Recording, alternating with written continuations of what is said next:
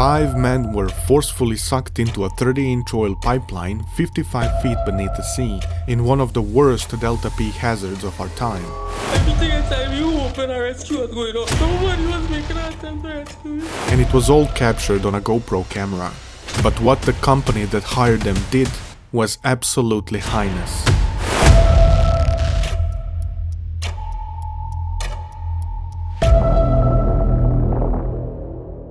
On the morning of February 25th, 2022, 5 co-workers, close friends, devoted husbands and fathers began their workday at an industrial port along the southern coast of Trinidad and Tobago. They were commercial divers contracted through LMCS, a private diving firm, to perform a maintenance on one of the offshore pipelines owned by Paria Fuel Trading Company, a government-owned corporation. With years of experience behind them, this was just another workday, a routine job they'd completed countless times before. Their assignment was to service a long out-of-use oil pipeline connected to berth 6. As seen here, berth 5 and berth 6 are connected by a 30-inch oil pipeline that lies along the seabed, with berth 5 linking directly to the shore facility. Since berth 6 was no longer in operation, it had been intentionally submerged and sealed off using a pressurized chamber, effectively isolating the area from the ocean and allowing divers to work in dry conditions without scuba gear. Additionally, an inflatable plug was placed in the pipe to keep the water out of the sealed section. Their task that day was straightforward: release the lever holding the inflatable plug in order to deflate it, then install a riser and return the pipe to service. However, when Kazim, one of the 5 team members, pulled the lever, a powerful suction suddenly formed inside the pipe.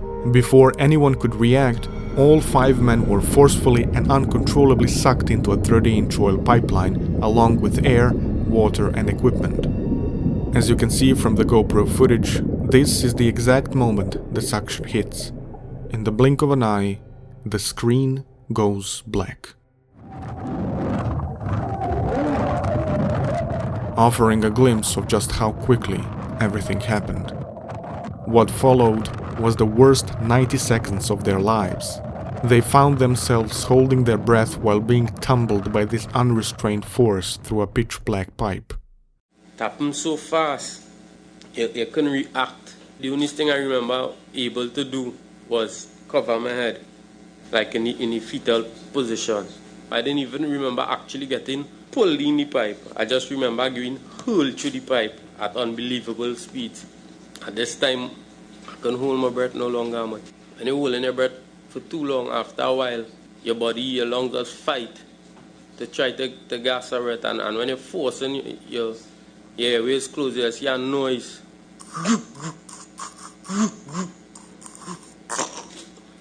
Your body suffering to pull air. And at that point, I tell myself I was going to end dead. But they suddenly came to rest in one of the air pockets near berth 5. At that moment, they gathered themselves and assessed their position in the pipe. I can't come up. You're right behind me? They were severely injured, all while being surrounded by thick oil residue mixed with seawater in a 1,200-foot-long pipe. But their struggle for survival had only just begun. Given the tight space and small air pocket, they realized that they need to get out as fast as possible. Oxygen was crucial, but there was a problem. In order to start moving towards the exit, they needed to figure out in which direction they got hurled in. Christopher was convinced they had entered the pipe headfirst. However, Kazim Ali Jr., Yusuf Henry, Rishi Nagasar, and Faisal Kurban were certain they had gone in feet first. So Christopher decided to trust the judgment of the majority. And as the least injured diver, he placed his feet on Kazim's shoulders. He then instructed the others to do the same, so they could slowly move through the pipe, linked as a chain. Inching with their feet through the sluggish, thick oil residue inside a 30-inch pipe was exhausting. Each breath demanded more oxygen, which was a major problem because the pipe was filled with polluted toxic vapor that began mixing with carbon dioxide, which could soon leave them delirious and extremely nauseous. Fortunately, soon they stumbled upon a GoPro camera and 2 oxygen tanks with regulators still attached. Unsure of how far they still had to go to reach the exit, they used oxygen cautiously. But even that task alone became a physical burden for some of them. In the narrow pipe, passing the tank with dislocated shoulders was a struggle in itself. Although finding oxygen tanks brought a small sense of relief, another aggravating obstacle appeared in their way. Christopher, who was at the beginning of the chain, noticed that nearly his entire body was submerged under the water except for his face. This meant that the water level was rapidly starting to rise. Chris was faced with a tough decision. Do they all keep going and risk drowning, or does he go alone and leave them to wait for help? The situation was clear, and the decision inevitable. We can't go no more further like this. There's a lot of water ahead. When you have 2 tanks, you're not sure if the tank's full. I make them understand the situation. So he promised them he would come back with help, took 1 oxygen tank, and plunged into the pipe. Inside it was like an unbelievable nightmare. Every time you try to open your eyes, it's burning. You're pitch black, you can't see nothing. Your throat burning, your ears ringing, your body sore. But that wasn't the only problem he was facing. The quality of oxygen in his tank was beginning to decrease, which indicated he was about to run out. And for the last breath from his tank, he inhaled as deeply as his lungs would allow and kept moving as fast as he could. But as he was about to run out of air, he collided with something in front of him. It turned out to be another oxygen tank. Hurriedly, he tried to find the regulator, but the tank lacked a mouthpiece. As a result, his breathing became extremely difficult, as he was inhaling a mixture of oil and water with oxygen.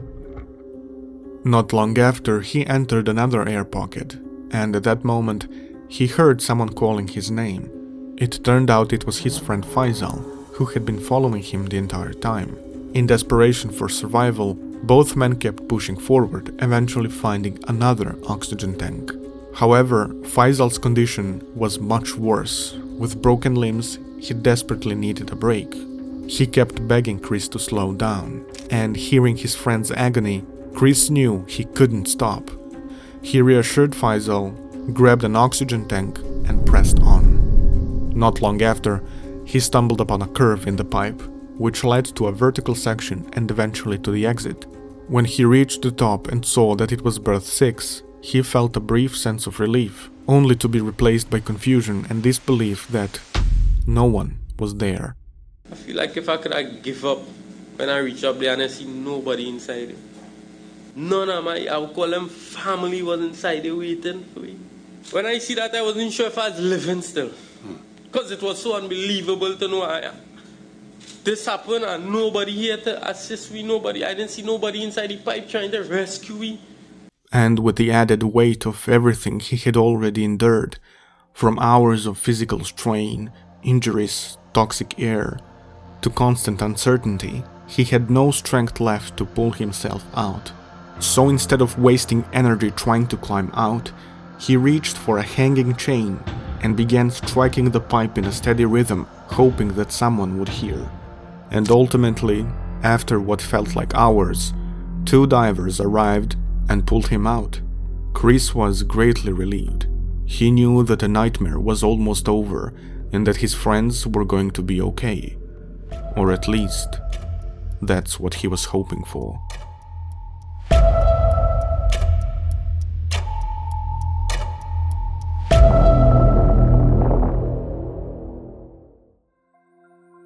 All of this begs the question, what exactly happened? Was this a mere accident, or the result of negligence? How did 5 professional divers, working what was supposed to be a routine job, find themselves in such a perilous situation? Indeed, this catastrophic accident shouldn't have happened in the first place. To understand what happened, we need to go back to 2:30 p.m., the exact moment the inflatable plug was removed. On the surface, everything was going according to plan, yet when Kazim pulled the lever to deflate the plug, a critical issue had already gone unnoticed. The pressure inside the pipe had not been equalized with the pressure inside the chamber. The difference, while not immediately visible, set off a rapid and uncontrollable suction, pulling all 5 men into the pipe. This phenomenon is called delta P, short for differential pressure. Delta P is one of the most lethal and least understood dangers in industrial diving. It occurs when there is a significant difference in pressure between 2 connected areas, creating a powerful, invisible force that can trap or pull objects in. This pressure imbalance produces a hidden vacuum effect, and once that balance is disrupted, in this case by a plug being deflated, the consequences are immediate and irreversible. This YouTuber demonstrated the delta P hazard using a small clay figure, giving viewers a glimpse of just how powerful and terrifying this phenomenon really is.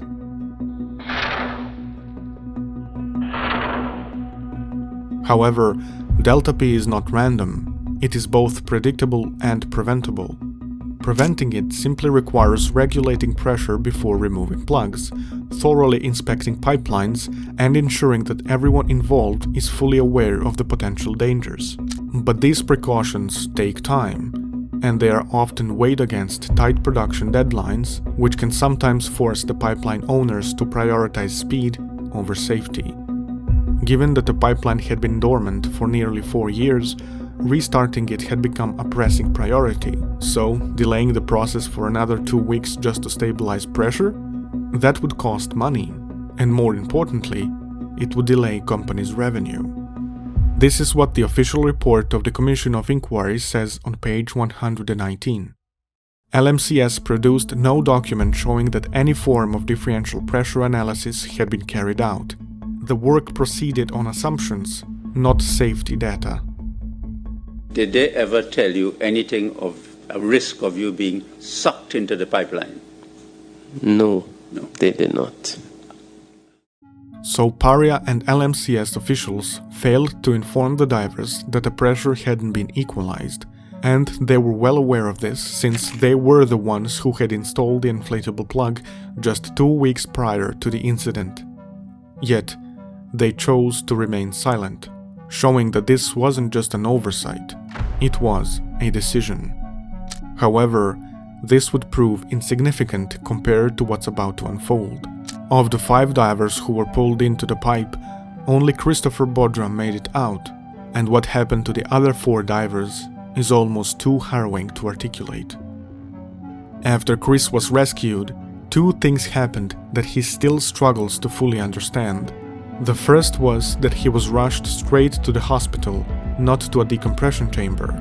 At first, this might not seem like a serious error, but in commercial diving, it's a critical one. When a diver spends a prolonged period at depth, their body absorbs excess nitrogen, and if they rise too quickly to the surface, the rapid change in pressure causes nitrogen bubbles to form in the bloodstream, a condition known as decompression sickness, or the bends. Think of it like opening a bottle of soda too quickly. All the gas that was trapped under pressure rushes out at once. That's exactly what happens inside the bloodstream. It can cause symptoms ranging from joint pain and nausea to paralysis or even death.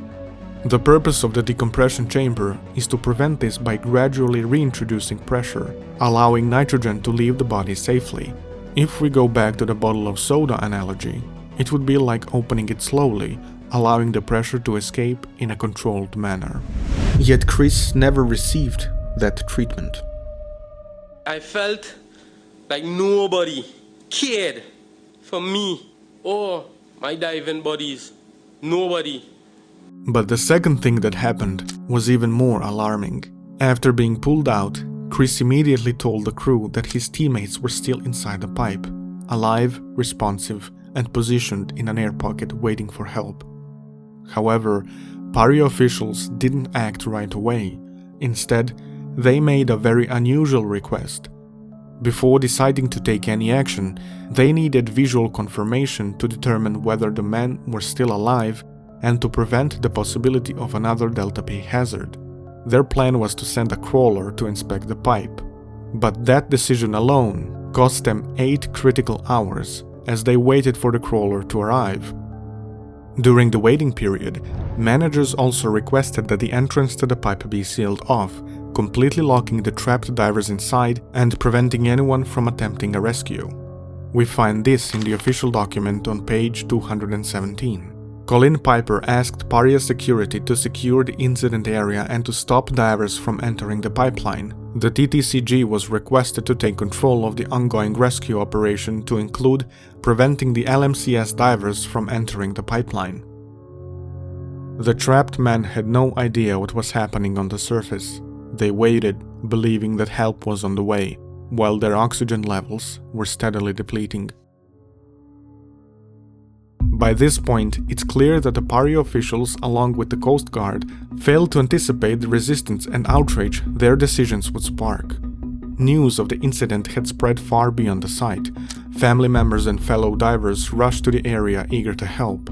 They were ready to jump into the pipe themselves. But Paria officials turned them away by claiming that they had, quote, no legal responsibility to rescue these men, and that, quote, safety concerns made any unauthorized efforts too dangerous. This left distraught family members and friends standing by helplessly, listening to the alive divers bang from inside the pipe, calling for help. Page 283 of the document says, in the view of the Commission, the way in which the families were treated was insensitive and frankly uncivilized. The failure to keep them informed about the divers, especially in the first 12 to 24 hours, was shocking, as was their failure to look after them. They should have been provided with basic shelter, toilet facilities, water and food. Paria's failure to accommodate the families and keep them informed within the first 24 hours was unacceptable. According to the Reddit user NoWorker101, this is what happened when the crawler arrived. 3 a.m. First intervention of the crawler from the berth 6 riser side. As it progresses, the crawler encounters a scuba tank at a distance of 166 feet from the top of the riser. The craft tries to push the bottle away, but ultimately can only move it over a distance of 19 feet. 5 a.m. After several unsuccessful attempts and seeing that the crawler cannot advance further, the ICT decides to send the machine to the other side of the pipeline and authorizes the diving company to remove the seal off of berth 5 riser. 6 a.m. Seal of riser berth 5 is removed. Nobody seems to realize it, but the consequences of this act has the effect of lowering the water level by about 36 feet in berth 6 riser, and thus at the same time displace this mass of water in the pipeline, but also and above all to completely and quickly drop the pressure that reigned in the pipeline to atmospheric pressure. Decompressing these poor 4 divers who had been confined to this pressure for about 14 hours in less than an hour sealed their fate, and from there nothing more could have been done to save them. And sadly, that's exactly what happened. The last time banging was heard from inside the pipe was on Saturday 26 at 2:30 a.m., half an hour before the officials even deployed the crawler. Family members pleaded with Paria not to flush out the bodies because it would damage them, but they did it anyway. On February 28th, the bodies of Kazim Ali Jr., Yusuf Henry, and Faisal Kurban were recovered, and it wasn't until March 3rd that the last diver, Rishi Nagasar, was brought out. But what followed was perhaps the most enraging part of the entire ordeal.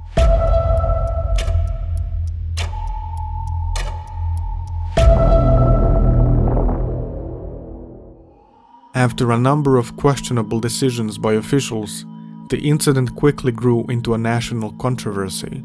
As protests spread and online petitions gained momentum, the story stayed in the news, and the public pressure on the authorities and the companies involved continued to mount. The Commission of Inquiry, launched shortly after the incident, conducted 51 public hearings, including testimonies from Chris, other witnesses, experts, and executives. The Commission's final report was damning. It concluded that Paria and LMCS had failed to do everything they could to rescue the divers.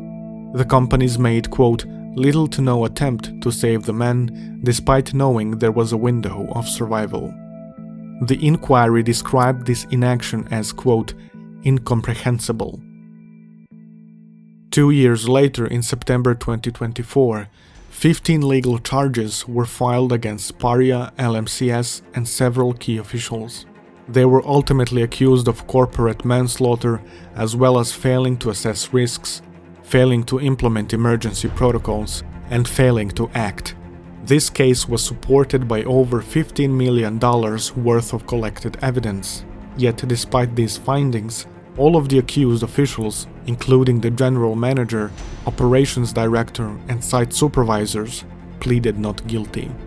For 3 years, Paria offered no public apology, no financial support to the families, and barely acknowledged the gravity of what had happened.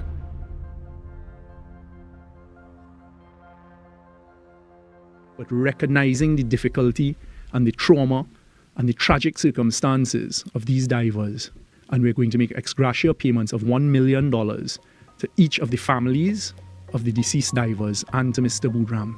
Then, in a surprising turn, the government of Trinidad and Tobago, seemingly out of the blue, finally took action. On 3rd of April 2025, it was announced that $1 million would be paid to each of the deceased divers' families and to the lone survivor. But this announcement happened to come just 3 weeks before the new elections on April 28, 2025.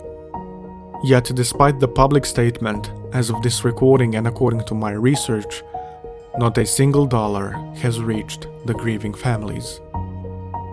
This is the GoPro footage that captured their final moments. Viewer discretion is advised.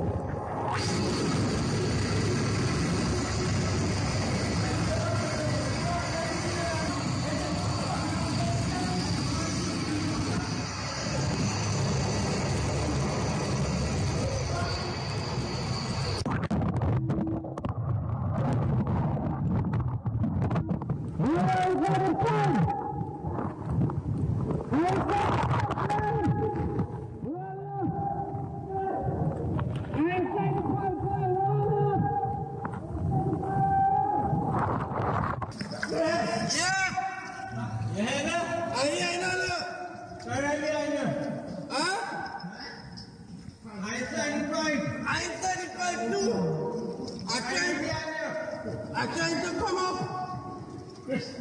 General. Yeah. Yeah.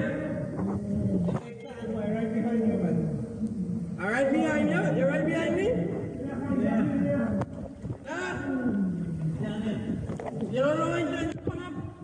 It's not going up. Who making all that noise? Come on, all that we let's figure it out. We gotta go. We gotta start moving.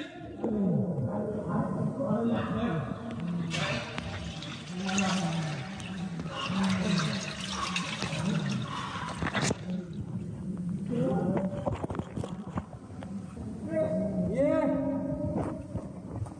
Where you at? I don't know. I'm trying to come up. Trying to come up.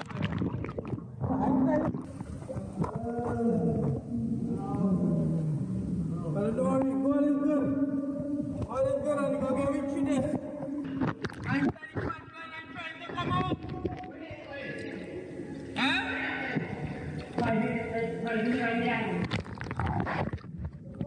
Yeah.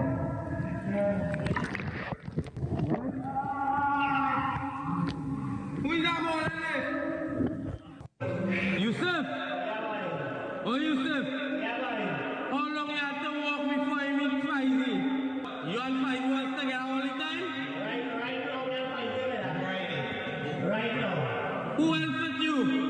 We are Feisy alone. Cars with you? Right there. Right there where? Cars, everything alright with you? No. Any items break? All in.